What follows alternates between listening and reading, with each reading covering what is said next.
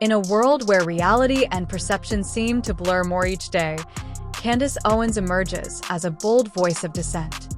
She takes on what many call the new normal, challenging cultural trends and societal norms. From the evolving use of language to debates about family values, Candace tackles topics others shy away from, fearlessly questioning what we accept as truth. Today, we're diving into her most compelling ideas, exploring how they encourage us to think critically about the world around us. Candace kicks things off by analyzing how changes in language affect communication and our understanding of one another. If you're ready for an honest and thought-provoking look at today's culture, hit subscribe and join us for this enlightening discussion. Words have meaning, and so when you start allowing the perverts to dictate speech, then words just have to go away. And as I said in that clip, when I was growing up and I was reading English novels, when people say you're walking through the woods to get it meant a bundle of sticks. And then they said you can no longer say this word that has a real meaning, right? A bundle of sticks, because some pervert took that and threw it as an epithet towards gay people. I think that's actually, that's a wrong way of thinking, because then what you're doing is you're allowing perverts to dictate society. So I don't like the death of the English language because people are getting offended. So that's like, I could pick any word. I could say, plant. And from now on, every time I see a gay guy, I'm gonna be like, he's a total plant. And then eventually they say you can't say plant anymore. It's like, no, this is a real word that has meaning. Attack the person who's perverting the word, but you don't suddenly disappear a word and you say you can no longer say it, or you can no longer read these Virginia Woolf novels because the word has been perverted. I think that's a backwards way of thinking. Read Virginia Woolf novels, and the only people I know who are trying to ban books, Virginia Woolf. Candace argues that altering words to avoid offense or cater to specific perspectives can strip them of their original meaning, making open communication more challenging. Instead of censoring language, she believes society should focus on understanding the intent behind harmful words, ensuring clarity and honest dialogue. However, you have to pretend that you think fat is beautiful. You have to pretend to be race obsessed. You have to pretend that you think Dylan Mulvaney is a woman and should be included in female spaces. We are being told that you have to lie repeatedly in order to survive in corporate culture. And she is herself a victim of that and a perpetuator of that. So yeah, it's absolutely shameful, and she should feel ashamed that she brought this idea to Bud Light. But I do believe that she was conditioned. I mean, she went to Harvard. What do we think goes on? What do we believe is the sociology of people that graduate Harvard? They are basically being told that this is the way that they should think. And there's one more thing I want to say here, Tucker, because it's deeply upsetting to me. There is a post-analysis that needs to happen here on why it is that Dylan Mulvaney for 365 days was able to openly mock women, to openly take the spaces of women, to get contracts from Ulta Beauty, to take, contracts from other women and all these sponsorships, and nobody cared. Until suddenly, Dylan Mulvaney traversed into a male space and it became unacceptable. Why? Because men don't tolerate this level of lies in the way that women do, right? We respond emotionally and not rationally. We should have been the ones to put an end to Dylan Mulvaney, but we didn't because we feel bad. And shouldn't we just feel bad for men that want to be women and mock us and put on lipstick and pigtails and call themselves a girl? I think not. She expands on this by highlighting how individuals often feel compelled to embrace specific viewpoints to fit into social or workplace environments. Candace argues that sacrificing personal beliefs to conform creates a culture of uniformity, stifling genuine self-expression and authentic dialogue. When we're dealing with somebody who's a 32-year-old congresswoman. I'm sorry, did I say congresswoman? I meant Congress menstruating person, because apparently we're no longer allowed to say women. I mean, this is so ridiculous. And here's what's really funny. She immediately cripples her own argument here, right? Her argument is that the evil GOP, they're taking away actions that women were allowed to take via abortion. But she's immediately saying something worse. Forget the actions women can take. Are women even allowed to exist anymore? This is what her side represents. It is so radical to not even be able to formulate the word woman because you feel too scared, because you need to accommodate all of these various genders, and trans people are also women and this is also women. No, women are women. If you cannot enter a debate about abortion and even identify what it means to be a woman, definition of key terms, especially those tied to identity, creates confusion that complicates meaningful discussions about essential rights and roles. She believes that as these foundational concepts evolve, clear communication about basic principles becomes harder, leading to misunderstandings and blurred boundaries. For Candace, preserving stable definitions is vital for encouraging honest, productive conversations. She argues that clarity on these terms provides a shared foundation, enabling people to engage without constantly reinterpreting what should be common ground. Next, she explores how these ideological changes impact education and influence the development of younger generations. And maybe you can help me. Why is it smart people, right, that believe the dumbest stuff? Like, you have to go to college to believe some of this stuff. It's so stupid. You do. When people tell me how many degrees they have, I know that they're further and further from reality, right? Because they haven't actually done anything practically in their lives but learned stuff, and they're very convinced. And there's a reason for that, by the way. And I know it's ironic saying this on a college campus, but you guys are seeing this in your classrooms. And I know that the stuff that there are classrooms now that make you say what your gender pronouns are. That's absolute foolishness. That's foolishness, right? It didn't exist when we were in school. You didn't have to do this because we understood what your pronouns were just by looking at you. And yet you're paying a very hefty sum to learn stupid stuff like that, right? To believe that there can be more, and you can be, a squid on a Monday if you want to be, and a mermaid on a Friday. Yeah, I'm a squid. It's a new one, but check out TikTok because there are squids. Squid gender. Yeah, there's all sorts of things. But why not, right? As soon as you start saying that what you think is true, then you can be an animal one day if you'd like to. But the reason for that is simple, and then it really brings you back to Marxist ideology. So I believe, and I would really have to examine if the college education system does not get a complete and utter makeover, I wouldn't send my child. And because what you really understand what they're doing is they're intentionally manufacturing people that are learning actually very little, but come out with a tremendous amount of confidence, right? So you can now enroll and you can get a major, you can get a degree in queer studies, right? Or I don't know what that means. Like you can get a degree in gender studies. How did you spend $100,000 in 4 years learning something that I literally learned in kindergarten? Candace raises concerns about whether higher education has shifted away from teaching essential, practical skills in favor of promoting specific ideologies. She argues that this change may leave graduates unprepared for real-world challenges and lacking common sense and problem-solving abilities. In her view, an education system that prioritizes theory over practical knowledge risks creating individuals who struggle with everyday life. Candace advocates for a return to a focus on applicable skills and critical thinking, which she believes can better equip students to succeed beyond the classroom.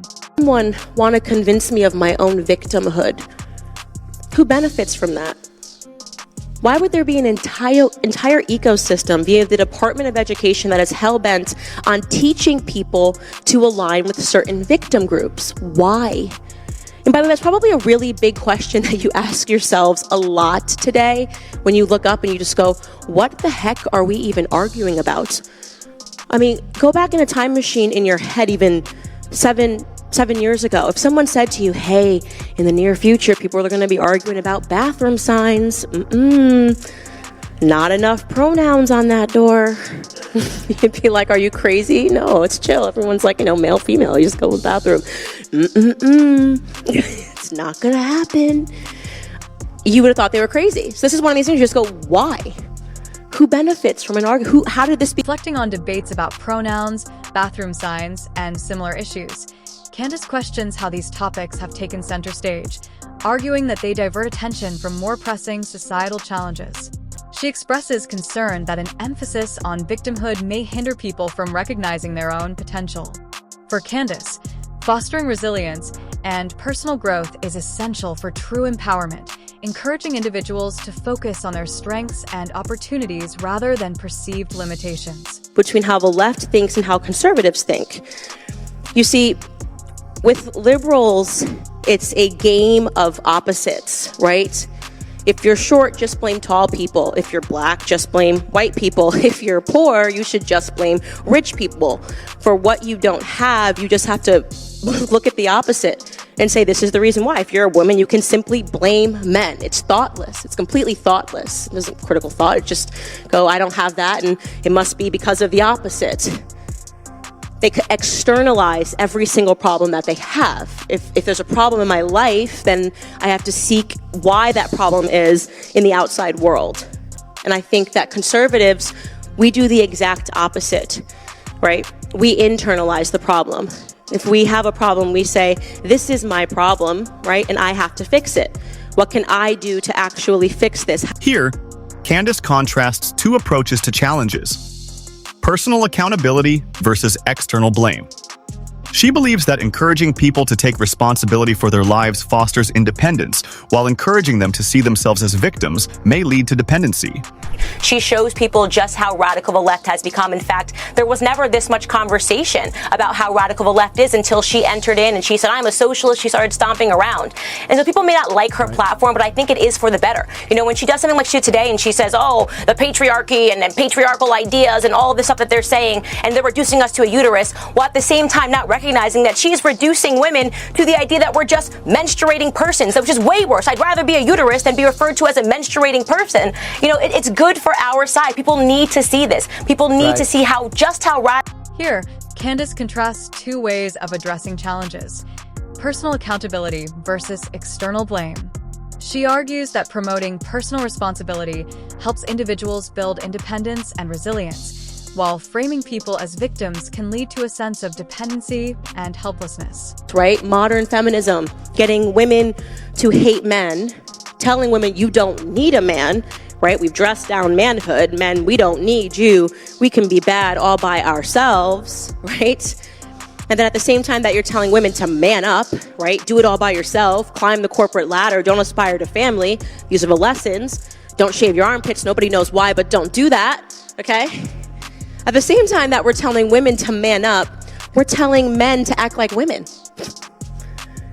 Toxic masculinity, that's the term, right? Another one of their free little terms. Toxic, are you acting like a man? Are you standing up straight, right? Something's wrong with you. Do you have testosterone? But something's wrong with you. You need to fix that. Do you want to go play sports and drink a beer? Something's wrong with you. Toxic masculinity. You need to be a wimp. You need to walk with your tail in between your legs, right? They're telling women to be angry when men hold doors for them. What?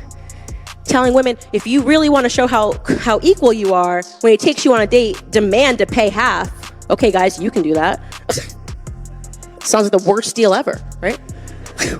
Who's having a problem with this? Yeah, no, you can pay for me. Just chill, right? But this is what Candace argues that outspoken figures on the left often highlight ideological extremes, unintentionally making political and cultural divides more apparent to the public. She then shifts the conversation to traditional family roles, emphasizing the importance of masculinity and femininity in maintaining balance and stability within families and society. Perceived acts of inhumanity can itself become the act of inhumanity. That as a society, we tend to drum up these hurricanes to combat what may initially have just been a storm. She suggests that social media amplifies minor issues into large-scale social conflicts, deepening divides rather than promoting understanding and resolution. It is an issue that I care passionately about. I am a mother to young children. Why does a drag queen want access to a child? Can anybody answer that big question? Okay, you're a man and you like to dress up as a woman and go to nightclubs. Okay, flying your free flag high. Now you're demanding access to read books to children. Does that not just does it pass the sniff test? In her critique of modern feminism, Candace argues that the movement has strayed from its original mission of promoting genuine equality. Instead, she believes it now fosters division between genders. By emphasizing empowerment through opposition, she feels modern feminism risks creating conflict rather than encouraging collaboration. Candace advocates for mutual respect and appreciation between men and women, suggesting that this approach not only strengthens personal relationships, but also lays the groundwork for healthier, more resilient families. For her, gender dynamics rooted in respect and understanding are essential for building a balanced and supportive society. Shifting her focus from family and identity, Candace explores the broader societal impacts of these cultural changes. That's not the case. I mean, I went to university. I did not feel good, right? I didn't pull the best grades in high school, probably got into a better university than I should have gotten into based on my performance in high school. It wasn't because of my feelings. It's because I wasn't focused on it. And that we're talking about a cultural problem, what's going on back at home, as was in my circumstance. And none of that is because of institutionalized policy. It almost seems like you guys refuse to accept that, Black students aren't performing well. You feel like you have to have this burden of responsibility when, in fact, if you actually wanted to help, you would look at the facts, re-examine the fact that it's not helping anybody, it's not helping Black Americans to artificially place them into universities, and you'd make effective change. But you're making the assumption that Black students are academically inferior, and they're not. No, they're some of our most brilliant students that we have. Basic. No. That you are making the assumption that they are inferior. You just said that they don't belong there. Policies. I'm talking about the students that are based on the policies that you are defending right now, saying that we should have these policies that let them into these universities, not based on their skill set, but based on the color of their skin. So you are assuming. Candace voices serious concerns about adult entertainment being introduced into spaces meant for children. She argues that clear boundaries are necessary to create an environment that supports healthy development and preserves innocence.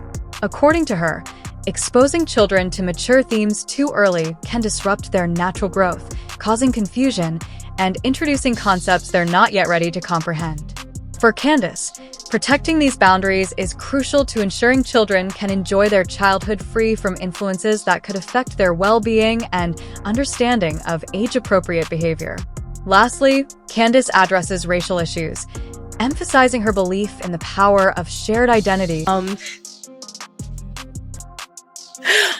Is to not see yourself as Black and to see yourself as an American, because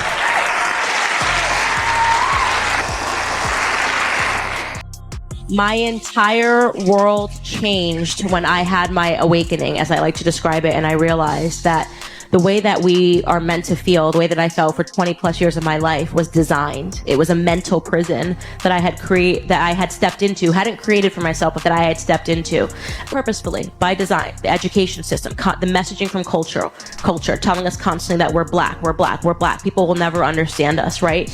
I believed that Republicans were racist and backwards, that I couldn't walk into those rooms and do anything because I was meant to believe those things. And I had my big awakening. It happened, it's a bit of a longer story, but it happened in 2015. And suddenly I realized that the reason that Black people are trained to see their own oppression is it's because if you view yourself as a victim, you become your own oppressor. It's a mental prison. You can't get ahead. You're constantly thinking people are seeing you because of the color of your skin.